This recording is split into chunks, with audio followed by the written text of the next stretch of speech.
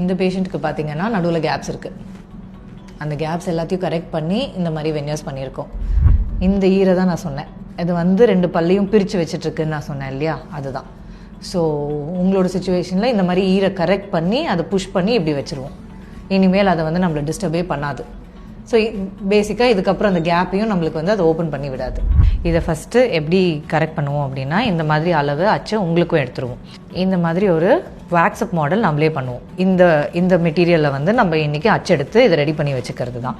அடுத்த அப்பாயின்மெண்ட் நீங்கள் வரதுக்கு முன்னாடி இதை நாங்கள் ரெடி பண்ணி வச்சுருவோம். ஸோ ஒன்ஸ் இதை அப்ரூவ் பண்ணிட்டோம், எல்லாமே முடிஞ்சிருச்சு அப்படின்னா நம்ம டீத்தை லைட்டாக ப்ரிப்பேர் பண்ண வேண்டியது இருக்கும்.